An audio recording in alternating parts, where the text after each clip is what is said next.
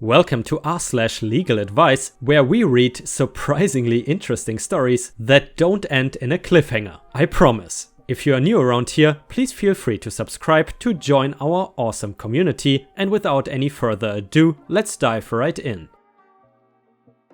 My hallucinating mother had our apartment swatted with my brother, fiance and I in it, California. For some backstory, my mother has been experiencing delusions and hallucinations that we suspect are drug-induced for roughly 6 years now. These started small and grew into something so unbearable that my brother and I had to move from her house in California 8 hours away to our new apartment, also in California. The tipping point was her calling the police for about the 7th time that month when my brother and I went out to get food, telling the police that we were hanging dead from the palm trees in our backyard. These palm trees were 30 feet in front of her eyes, and when they came out, they took her to the hospital for a mental evaluation, NUN 5150. They released her, they did not do any blood or urine tests, and they did not keep her because, in their words, "We don't like to keep people that have even the slightest possibility of seeking outpatient help." Even though we explained that she refused to do this as she does not think what she believes is abnormal. She was released that day. We immediately found a place and moved here in July this year. Since then, we have been living somewhat peacefully, I suppose. My mother has been calling my brother and I most nights at obscene hours, asking if we are okay, and insisting that we are someone pretending to be us, and we are actually in danger. She even did this when we were living at home, but we were/are afraid to cut ties because we don't know if something even worse will come of this if she has no reassurance. My brother gave my mother our address a couple months ago so that she could drop his car off at our house. I did not agree with this, but I could not stop him. She does not live back at home anymore. She had all of the furniture and items put in storage, and she drifts from county to county, staying in hotels along the way. She recently totaled her car speeding on the highway, trying to evade hitman. She has been in altercations with a bunch of different county police departments recently. One even called me saying she left a suicide note in a hotel lobby, asking me if I think she should be admitted, saying she's currently speaking to police at the hotel. I said yes, as she obviously is leaving a suicide note and is not well. She was not admitted and was let go the same day. The last time we had contact with her was on Thanksgiving. She came to our apartment and was seemingly perfectly fine. She's very polar. One day she's completely fine and seems like a random Jane, the next she's freaking out and at a Mormon church getting an exorcism performed on her. Thanksgiving was a good day, today not so much. Today at around 9:30 AM, a police helicopter and 20 officers with shotguns came to our house, pointing a shotgun at my brother sitting at his desk in the living room through the window. He gets up to open the door and let them in. I get a call from an unknown local number while I am in my bedroom unaware. I answer it and they ask if my name is random name that is not mine or anyone I know. I say hang on as I hear someone at my bedroom door. I look up and see a police officer with a shotgun come in and search my room, then ask if my fiance and I are okay and leave to go downstairs where my brother is after searching the rest of the upstairs level. I talk to the woman on the phone and tell her no, that is not my name, and give her my real name. She seems confused and asks for my address, which I provided, then basically tells me that they received a call that my brother had been shot and asks if he is okay. I call his name and he's fine, so I tell her he is fine. She asks me what I'm wearing and orders me to step outside of the apartment. I go downstairs and go outside, and an officer asks me if my name is the same name the woman said on the phone, and I say no, so he asks me to step back inside. I tell the woman this and she says, "Okay, just wait." The police come in, asks us to step outside. One asks us what my name is. I tell them. They are really confused about why it is not the name they were given. They ask me if I know, insert random full male name I've never heard of here, not the one they think is my name. I say no. They then explain that my mother had called them, saying that we had been shot and were dead/dying in our apartment. We tell them that she experiences hallucinations. They calmed down and took their shotguns off and placed them back in their vehicles. We chatted about what is up with my mom, told them that we suspect substance abuse and that she experiences hallucinations and delusions, and he asks if I have any questions. I say, yeah, what's gonna happen with my mom? They say we will contact local police department to old house my mom cleared out and see if they can evaluate her or find her there, as it is legally her permanent residence. We told them that she does not really stay there or anywhere permanently, and they said something about seeing if they can have that local police department find her at that address and 5150 her, as she is a danger to us and we could have been shot by them and their shotguns. And by the way, on a side note, in case someone does not know what 5150 apparently means, Google says it means the California law code for the temporary involuntary psychiatric commitment of individuals who present a danger to themselves or others due to signs of mental illness. Anyway, they eventually left after that. They said that the reason they thought my name was something else is because my mom told them that was my name. My question is, what can I do legally from here to make sure my mother does not have us swatted again? She makes our lives extremely difficult and I don't know what to do.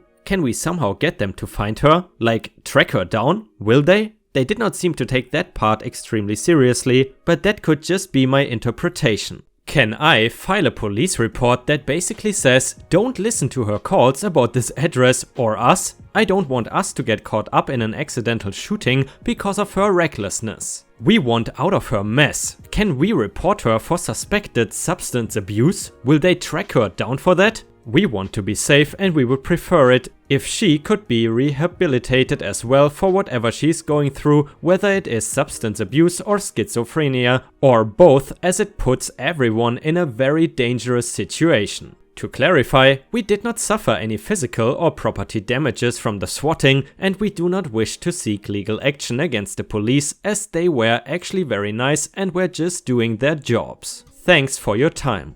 A user in the comments says, follow up, talk to the police officers you talked to when they came to your home, ask them to put you in touch with whoever is handling following up with your mother about this. That way, if you find out where your mom is, you will know who to tell so they can go pick her up. Also, ask about how you go about pre-reporting the possibility that this kind of false report might happen again, so that maybe next time the officers know going in that a call is likely fake. And another user in the comments said, ask specifically if they can flag your home in the CAD system. I am a call taker and have taken calls like this, and we have premise information for some addresses for exactly this type of situation. And guys, I'm curious, has anyone ever falsely called the police on you? Or maybe do you know someone who has been swatted? Let us know in the comments. And now we will read the update to the hallucinating mother story.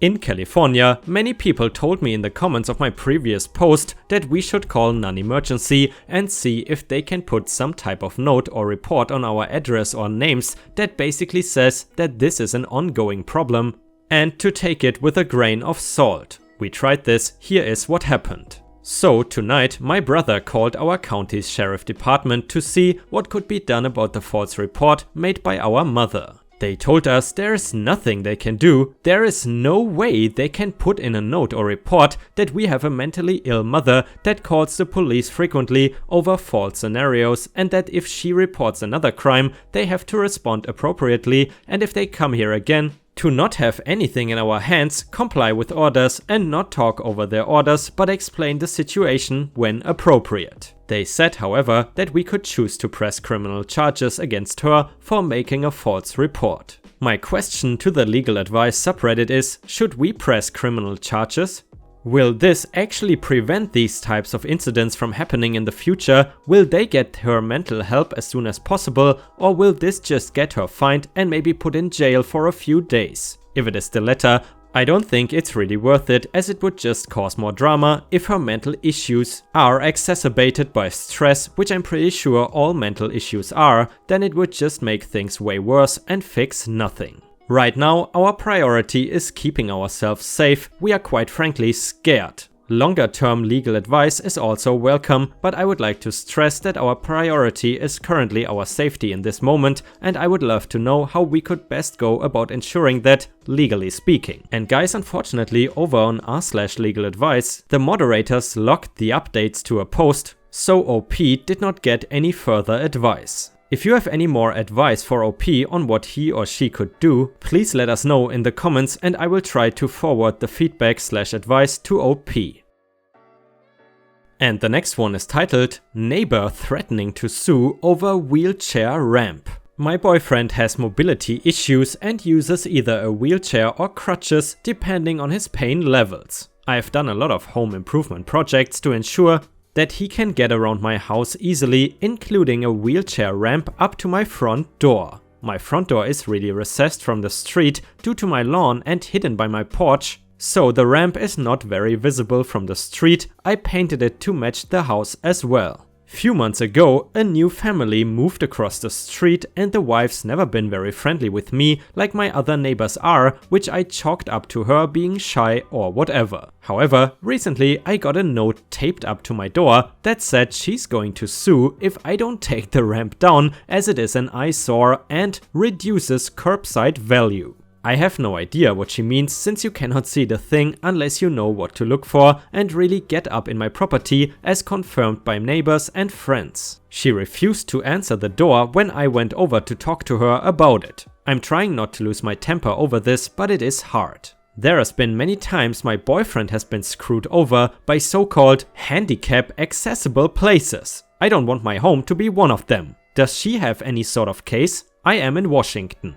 And guys, I believe we had a similar story in the Just No HOA subreddit, but still this case is absolutely infuriating. A user in the comments said, Washington State real estate appraiser here. The argument that the view of the ramp would in any way affect the value of this person's home is laughable. You would have to find other homes that sold that had similar views of ramps and prove that due to those views, the values of each of those houses was affected. Just not possible. The real problem here is your neighbor is an ass. For that I'm sorry, the only issues you should worry about are the time and expense of getting this person off your back. In addition to that, if you have watched until here, please don't forget to post some star emojis in the comments and also like the video to support me. All help is very much appreciated and also needed because lately the algorithm wants more likes than usual and regards them very highly. And now we will read the update to the wheelchair story. So I put up a bunch of cameras around my property and hung up a "Smile, you're on camera" sign right after my first post. I also lit up the ramp some more, which I was already planning on doing because of trick-or-treaters. I am excited to say my neighbor's husband personally came over to apologize to me, which I caught on camera. He claimed his wife is stressed over their new baby, which, okay, and promised not to bother us anymore. I suspect one of the neighbors I talked to read him the riot act and I accepted the apology, but I am keeping the number of a lawyer close by and the cameras are always rolling. Dislike being so paranoid, but what are you going to do? I mean guys, honestly, I don't know what you think about this story, but who in their right mind, stressed or not, would threaten to sue someone over a wheelchair ramp in the first place? For me, that means that person has zero empathy and zero understanding for the hardships of other people. Probably in line with the people who love to park on handicapped parking spots, even though they are not handicapped themselves. Do you know people who do this frequently? Let us know in the comments. And the next one is titled, Seattle, mentally disabled neighbor has twice followed us to our front door and attempted to enter. What are our options? On Saturday, as me, my husband and 1-year-old daughter were walking home from an event at the local elementary school, we noticed a man walking back and forth in the middle of an intersection. He saw us and changed direction to follow us. He followed us to our front door and attempted to open the door for several minutes while we called 911. The dispatcher told me a man matching that description had been reported missing from a home for the mentally disabled on the next street over. I requested an officer come speak with us, but they never did. I had to call our local police department back to even find out what was going on. On Monday evening, we were playing with our daughter in our front yard and driveway when I noticed the same man shuffling down our street alone again. He heard us in the yard, turned and crossed the street towards our door, and again he went to our front door and attempted to open the door and look into our window. As soon as I saw him turn and head towards our driveway, we grabbed our daughter, told him to leave and ran inside to call 911. Again, I requested an officer stop by, but 2 hours later we had not had any contact with an officer. I called the department again and was told he was taken back to his home and that our only option was to lock our doors and keep calling 911 when this happens. I have spoken with our neighbors across the street, directly behind the man's house, and they said he moved in about 2 to 3 months ago and they have never seen him without an aide. When the police gave me his address, I walked over to talk with his aide. The aide refused to give me any information about the agency he works for and denied that the man was ever alone that night. When I mentioned that our Ring doorbell had recorded both incidents, he got extremely defensive and closed the door in my face. We don't know anything about this man or what he is capable of, except that he is mentally disabled in some capacity. This has now been twice in 3 days and we are afraid to spend time outside, especially me home alone with the little one all day. What are our options here? Is our only option really to just keep calling 911 every time this happens? What if he manages to get into our home? Both incidents have been terrifying and we are so lost on what we can do about this. Thank you. I don't know about you guys, but for me this situation feels kind of heartbreaking because I'm sure that guy is not doing that on purpose, he simply has a disability and apparently nobody takes care of him. Please let me know what you think about this in the comments. In addition, a person in the comments said, call Adult Protective Services and tell them what has happened, especially that your camera footage shows the person alone and not with an aide. This is serious stuff all around if this guy is not being properly supervised, and APS will very much investigate and ensure the situation is corrected. Another person in the comments said, make sure to mention that the aide denied leaving him unsupervised. That could cause him or her license issues. And now the update to the mentally disabled neighbor story from before. Thank you all so much for your help and suggestions. First, a few things to clear up. We are not trigger-happy people looking to kill our neighbors. Contrary to what a few comments and nasty PMs said. My husband has a handgun because he enjoys going shooting and for protection. I am not thrilled, but as long as he is safe about it, it is not worth fighting over. We did not know the man was mentally disabled until after the first incident. I feel our fear was justified given that a strange man followed us and our toddler home and then tried to open our door and window. I actually have quite a bit of compassion for the elderly and the disabled. I went to the house to speak with the caretaker to figure out how we could all keep this from happening again. I understand his hesitancy to give me any info, but I was trying to help the man rather than get the caretaker fired or have his license taken. Onto the update. After posting here, I followed the top suggestion to contact APS and filed a report. After filing the report, APS also referred me to the Complaint Resolution Unit, which deals directly with caretakers and aides under investigation, because this has happened twice in 3 days. APS moved fast to visit the home and get in contact with the agency running the group home. Note, they kept calling it a group home, but as far as I can tell, the man who followed us is the only resident there. The agency was very apologetic and horrified that these escapes had led to police contact twice. I was told alarms have been installed on all exterior doors, so staff is alerted when he tries to escape. They will be bringing in additional staff as well to ensure that this man has 2 aides assigned to him at all times. The APS investigator let me know that the man is non-verbal and only understands very simple instructions, so simply asking him to leave our property would not work. She mentioned that he hates being alone and probably latched onto our family because we looked safe. Apparently, he also loves dogs and she thinks that is what caused him to come over the second time. We were in the front yard with our dog. Moving forward, I will be trying to arrange a meeting with the agency to come up with a plan in case this happens again. I would rather not involve the police if I don't have to, so hopefully they will give me a number to call if he appears at our house again.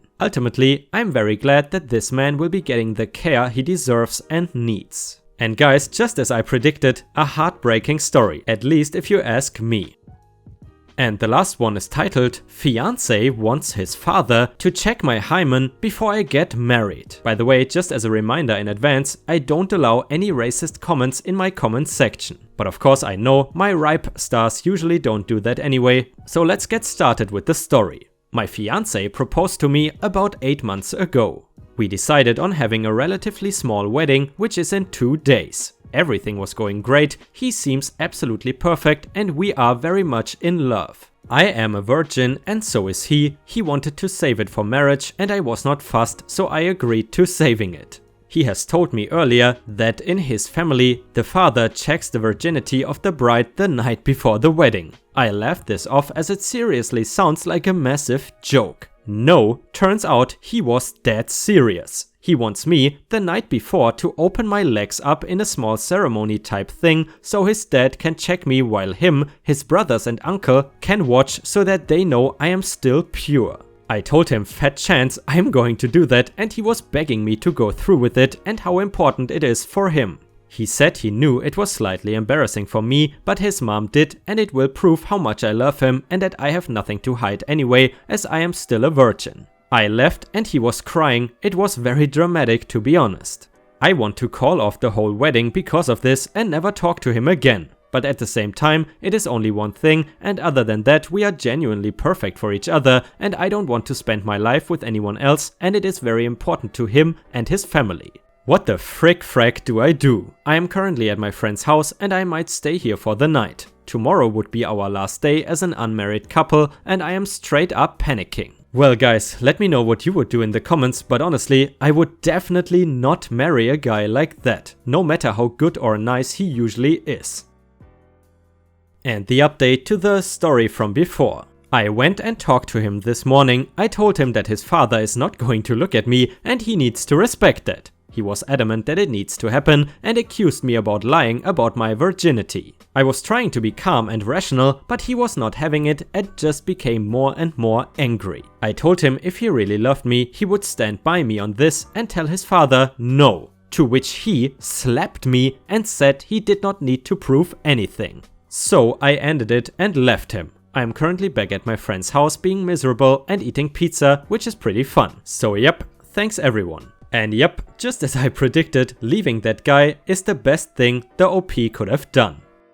And with that, we have reached the end of the video. I hope you enjoyed today's content, and if you did, please don't forget to subscribe to the channel to join our amazing community. Furthermore, don't forget to go to r/ripestories on Reddit to post your own stories if you want me to read them out in a video. I hope you have a fantastic day, and I see you again tomorrow.